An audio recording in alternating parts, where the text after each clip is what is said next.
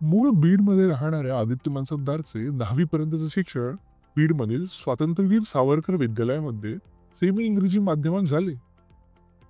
10वी मध्ये 96.7% म्हणजे 96.6% मिळवणाऱ्या आदित्यने त्यानंतर सीए कोर्स करण्यासाठी छत्रपती संभाजीनगर गाठले. त्याने 12वी मध्ये 95.08 म्हणजे 95.08% मिळवून संपूर्ण मराठवाड्यामध्ये प्रथम क्रमांक पटकाविला. त्यानंतर सीए फाउंडेशन परीक्षेमध्ये आदित्यने संपूर्ण भारतामध्ये 35वा क्रमांक मिळवून बीड जिल्ह्यासाठी इतिहास रचला. सी इंटरमिजिएट परीक्षेमध्ये सुद्धा आदित्यने 8 पैकी 4 विषयांमध्ये एक्झाम्शन म्हणजेच विशेष प्रावीण्य मिळवत विजयी पताक वडकावली. त्यानंतर पुणे येथील DKV अँड असोसिएट्स या सीए फर्म मध्ये आर्टिकलशिप करून आदित्यने सीए फायनलची परीक्षा सुद्धा पहिल्या प्रयत्नामध्ये उत्तीर्ण करून वयाच्या अवघ्या 21व्या वर्षी क्वालिफाईड चार्टर्ड अकाउंटंट म्हणजे सीए होण्याचा मान मिळविला. फ्लिपकार्ट सारख्या मोठ्या कंपनीची ऑफर धुडकावून बँगलोर येथील मनाजोगत्या फर्म मध्ये सध्या आदित्य जॉब करत आहे. अजून जाणून घेऊयात आदित्यबद्दल त्याच्याशी बातचीत करत. चला तर मग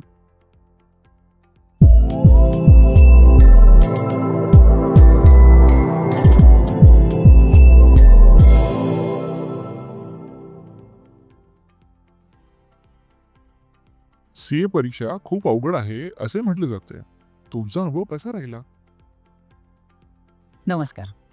मी CA आदित्य मनसबदार. मला देखील बऱ्याच लोकांनी हेच सांगितले होते की CA खूप जास्त अवघड आहे, त्याच्यासाठी खूप कष्ट करावे लागतात आणि हे माझे CA चूज करण्यामागचे एक महत्त्वाचे कारण देखील होते.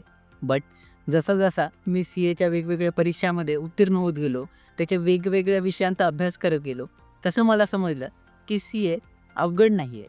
माझं असं प्रामाणिक मत आहे की CAमध्ये आपल्याला वेगवेगळ्या विषयांमध्ये दिलं जाणारं ज्ञान, त्या प्रोसेसमधून आल्यानंतर बनणारा एक चार्टर्ड अकाउंटंट हा समाजात एक वेगळी उंचीवर जातो. तर चार्टर्ड अकाउंटंट झाल्यानंतर लोकांचा आपल्याकडे बघण्याचा दृष्टिकोन, त्यांची बदललेली वागणूक, आपल्याला मिळालेला सन्मान हा मी खूप जास्त जवळून रिसेंटलीच अनुभवला आहे. तर माझं असं प्रामाणिक मत आहे तर की चार्टर्ड अकाउंटन्सीची ही जी प्रोसेस आहे, जर आपल्याला ते ध्येय गाठण्याची जिद्द असेल, आपण ते कष्ट करण्याची तयारी मनात जर बाळगून असू, तर चार्टर्ड अकाउंटन्सी हे अवघड बिलकुलच नाही आहे. 10वी नंतर छत्रपती संभाजीनगरला जाण्याच्या निर्णयाबद्दल काय वाटते?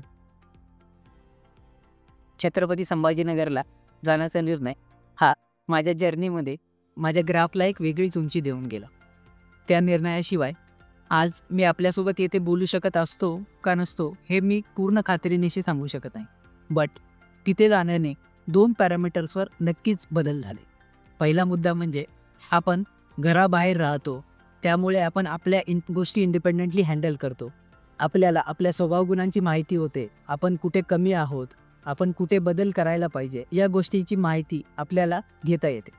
आणि दुसरा एक मुद्दा म्हणजे अनेक जिल्ह्यांमधून येणारे हुशार विद्यार्थी हे तिथे आपल्यासोबत हेल्दी कॉम्पिटिशन करतात. त्यामुळे तिथं होणारी आपली इम्प्रूव्हमेंट ही एक वेगळीच असते. आणि त्याचबरोबर या विद्यार्थ्यांसोबत होणारी मैत्री ही आज देखील मला खूप फायद्याची ठरते आहे. त्यामुळे मला असे वाटते की छत्रपती संभाजीनगरला जाण्याचा निर्णय हा माझ्या आयुष्यात एक वेगळीच कलाटणी देऊन गेला. सीए कोणी कोणी करावे?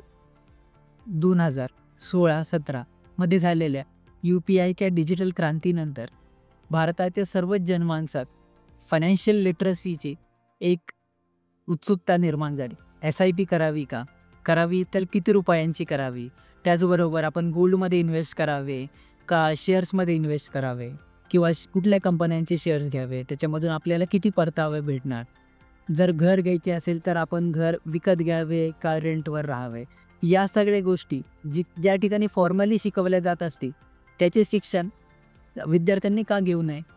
आणि याचबरोबर भारताची वाढणारी लोकसंख्या, त्यामध्ये बदललेले आर्थिक धोरण, यांना सर्वांना सामना करणारी चार्टर्ड अकाउंटंट्सची जी भारताची संख्या आहे ती खूप जास्त कमी आहे. आणि त्यामुळे त्यांचा दिवसेंदिवस वाढता जाणारा स्कोप हा बऱ्याच विद्यार्थ्यांना याकडे आकर्षित करत आहे. तर माझ्या मते CA हे जर तुमची लॉजिकल रिझनिंग तुमचं चांगलं असेल, आकडेमोड चांगली करता येत असेल किंवा त्याचबरोबर तुम्हाला जर मोठ्या-मोठ्या कंपन्यांच्या याच्यामध्ये उच्च पदावर जाऊन चांगले फायनान्शियल निर्णय घेण्याची जर तुमची इच्छा असेल, तर नक्कीच तुम्ही चार्टर्ड अकाउंटन्सी कोर्सकडे बघू शकता. सीए झाल्यावर तुमच्या समोर काय काय पर्याय उपलब्ध होते? माझ्याकडे बरेच ऑप्शन अवेलेबल होते. जसे की आम्हाला चार्टर्ड अकाउंटन्सी करण्यामध्ये एक कंपल्सरी इंटर्नशिप करावी लागते. तर ज्या सी-ए-फर्ममध्ये मी इंटर्नशिप केली, त्या सी-ए-फर्ममध्ये रिझल्ट लागल्याच मला जॉबची ऑफर आली. त्याचबरोबर मी स्वतःची प्रॅक्टिससुद्धा स्टार्ट करू शकत होतो. याचबरोबर देखील अनेक अन्य सी-ए-फर्म्स ज्या असतील त्या किंवा फ्लिपकार्ट किंवा यासारख्या अनेक वेगवेगळ्या मोठ्या-मोठ्या नावाजलेल्या कंपन्या याच्यामध्ये बंगलोर, पुणे, मुंबई, अहमदाबाद अशा वेगवेगळ्या ठिकाणून बऱ्याच ऑफर आल्या. आपल्याला काय करायचे आहे ते आपण सिलेक्ट करून आपल्याकडे ती पॉवर चार्टर्ड अकाउंटंट झाल्यावर असते. तर त्यामुळे मला वाटते हे सी-ए हे जे इनिशियल आहे त्यांनी मला ही पॉवर दिलेली आहे. तुम्ही सीए झाल्यावर तुमच्या आई वडिलांना काय वाटले? साहजिकच खूप जास्त आनंद झाला आणि प्राऊड वाटला. मला असे वाटते की माझ्या जर्नीमध्ये माझ्या मेहनतीपेक्षा माझ्या आई-वडिलांची तसेच फॅमिलीची इवन फ्रेंड्सची खूप जास्त सपोर्ट आणि खूप जास्त कॉन्ट्रिब्युशन आहे. एक इम्पॉर्टंट गोष्ट मला खूप नंतर जाणवली ती म्हणजे माझ्या फॅमिलीची आता माझ्या करिअर ॲज वेल ॲज माझ्या भविष्याबद्दलची जी काही चिंता होती ती बऱ्याच अंशी कमी झाली. कारण हा मुलगा आता चार्टर्ड अकाउंटंट झाला आहे. याचे भविष्यातले फायनान्शियली इंडिपेंडंट निर्णय तो स्वतः घेऊ शकतो. अशी वागणूक मला घरातून सहज मिळून गेली आणि त्यामुळं चार्टर्ड अकाउंटंट झाल्यानंतर मला असे वाटले की माझ्या आई-वडिलांसोबत इवन माझ्या फॅमिलीसोबतचे माझे रिलेशन हे खूप जास्त स्ट्रॉंग बनत गेले आणि याचे एकमेव कारण होतं ते म्हणजे माझा सी-एचा result.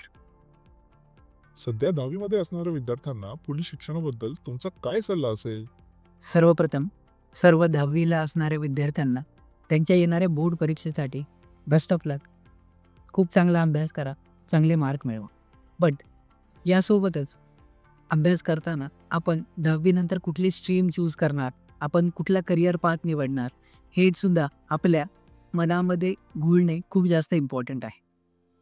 Being a chartered accountant इथं बंगलोरमध्ये काम करत असताना किंवा बरेच माझे मित्रमैत्रिणी tier 1 cities like Mumbai, Pune, Delhi, Ahmedabad किंवा अशाच बऱ्याच भारतामध्ये डेव्हलपिंग जे टियर 1 सिटीज आहेत तिथं काम करत असताना असं मला बरेच जाणवलं की कॉमर्स स्ट्रीममध्ये असणारे रोजगाराच्या संधी या मागच्या 4-5 वर्षामधून खूप एक्सपोनेन्शियली वाढत आहेत. त्यामुळं मला असं वाटते की येणाऱ्या नवीन पिढीने chartered accountant, company secretary, cost accountants किंवा ॲक्च्युरीज किंवा अशा अनेक वेगवेगळ्या कॉमर्स स्ट्रीममध्ये असणारे प्रोफेशनल कोर्सेस करून भारताला एक डेव्हलपिंग नेशनला एक स्ट्रॉंग प्रोफेशनल सपोर्ट देणं खूप जास्त इम्पॉर्टंट आहे आणि तीच आजची गरज आहे. सीए सुमित सरांबद्दल थोडक्यात काय सांगाल? छत्रपती संभाजीनगरला शिकायला जाण्याच्या आधी मी सर्वप्रथम सुमित सरांचा एक सेमिनार अटेंड केला होता. तर त्यामध्ये त्यांनी कॉमर्स स्ट्रीममध्ये असणारे वेगवेगळे पर्याय आणि त्याबद्दलची माहिती ही खूप सोप्या शब्दात समजून सांगितली होती. तर त्यांची समजून सांगण्याची पद्धत ही तिथेच मला सर्वप्रथम भावली.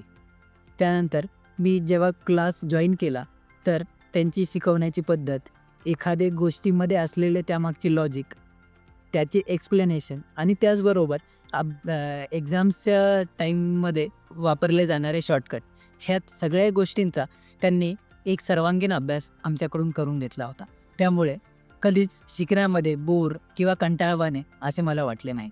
त्याच उलट मला पुढच्या दिवशी काय शिकवले जाणार याची जिज्ञासा आणि त्याचा इंटरेस्ट हा त्यांनी पूर्ण स्टडीमध्ये ताणून ठेवला आणि मला त्यामुळेच वाटते की चार्टर्ड अकाउंटन्सी या कोर्समध्ये इंटरेस्ट निर्माण करण्यामध्ये किंवा जसे लोकांना वाटते की खूप जास्त अवघड आहे तो भ्रम तोडण्यामध्ये त्यांनी मला खूप जास्त मदत केली.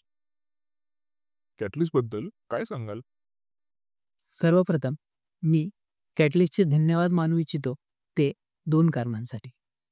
इथे मला या सर्व माझ्या मित्रमैत्रिणींसोबत बोलण्याची संधी दिली त्याबद्दल आणि दुसरे माझ्या या संपूर्ण चार्टर्ड अकाउंटन्सी जर्नीमध्ये एक मोलाचा सहभाग नोंदवला त्याच्यासाठी देखील.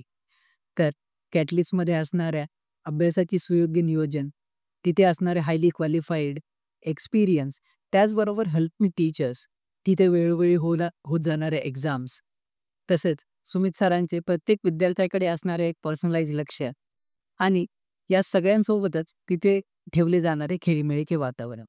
मला वाटते यामुळेच सो कॉल्ड अवघड समजल्या जाणाऱ्या या चार्टर्ड अकाउंटन्सी कोर्सला देखील यांनी खूप सोप्या पद्धतीने सर्व विद्यार्थ्यांसमोर मांडले आणि याचीच फलित म्हणून कॅटलिस्टमधून बऱ्याच साऱ्या विद्यार्थ्यांचे चार्टर्ड अकाउंटन्सी होण्याचे स्वप्न, याचे जे फाउंडेशनल रूट्स आहेत ते इथं जुडलेले आहेत आणि त्याबद्दलच भरपूर चार्टर्ड अकाउंटंट्सच्या वतीने मी आज इथे कॅटलिस्टला धन्यवाद देतो.